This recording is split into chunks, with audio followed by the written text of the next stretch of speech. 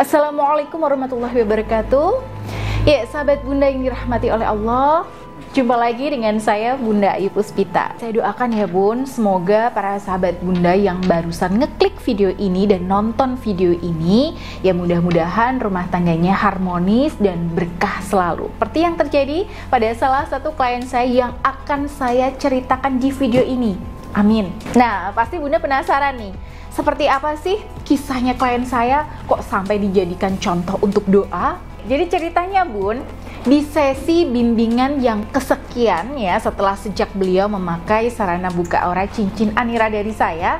Nah, di sini beliau itu cerita ke saya bahwa suaminya yang sudah lebih dari 10 tahun selingkuh itu akhirnya mau minta maaf dan bersedia untuk memperbaiki rumah tangganya. Nah, yang paling bikin saya itu terenyuh ya, menurut cerita beliau, si suami ini tuh sampai menangis terseduh-seduh saat minta maaf. Masya Allah, ya kalau hidayah Allah sudah turun ya Bun, memang tidak ada satupun yang bisa menolaknya. Bahkan sekalipun suami ini sudah selingkuh lebih dari 10 tahun. Ini Bunda penasaran, apa sih yang dilakukan oleh sahabat kita ini sampai bisa membuat suaminya yang peselingkuh ini tuh luluh? Jawabannya sederhana Bun, dan mungkin sudah beberapa kali saya sampaikan di video-video saya yang terdahulu. Oke, yang pertama, menahan diri dari kata-kata yang mengungkit keburukan suami.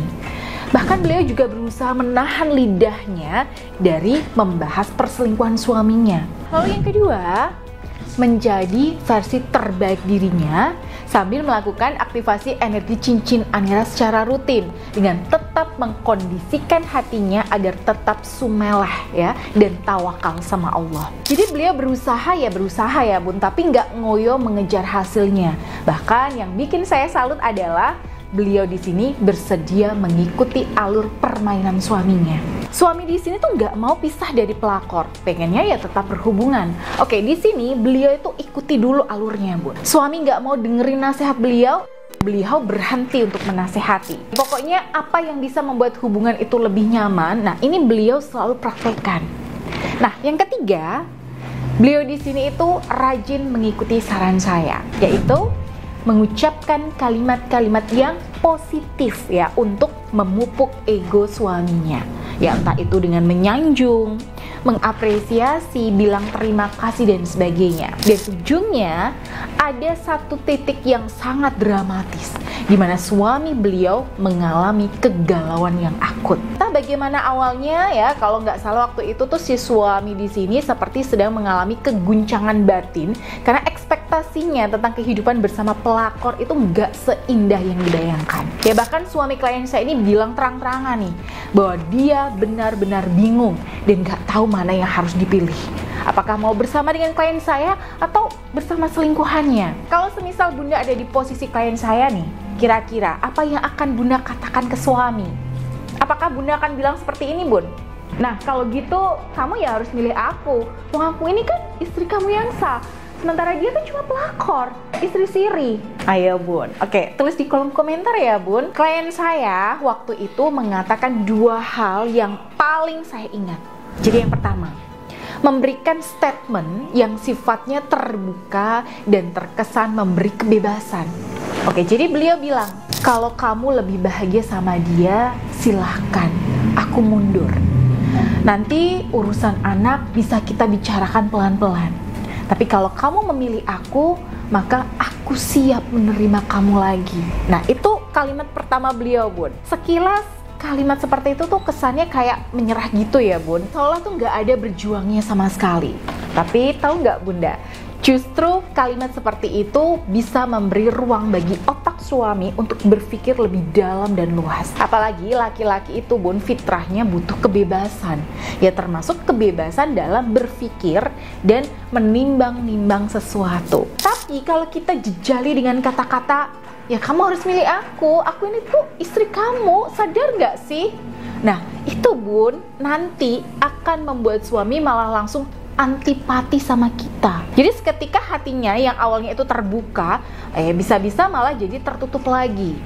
Bahkan dia akan berpotensi memilih sesuatu yang tidak Bunda tawarkan, yaitu ya memilih pergi bersama pelakor. Kenapa? Ya karena ada kesan memaksa di sini. Dan ketika suami merasa dipaksa, ya dengan fitrahnya sebagai suami yang punya ego, maka dia akan berpotensi memberontak. Tapi ketika kita bicara dengan kalimat yang membebaskan seperti tadi, Bunda lihat hasilnya. Suami beliau bukannya meninggalkan beliau, tapi justru malah makin bingung. Nah, di momen-momen galau inilah hati suami sebenarnya selangkah lagi bisa kembali ke Bunda.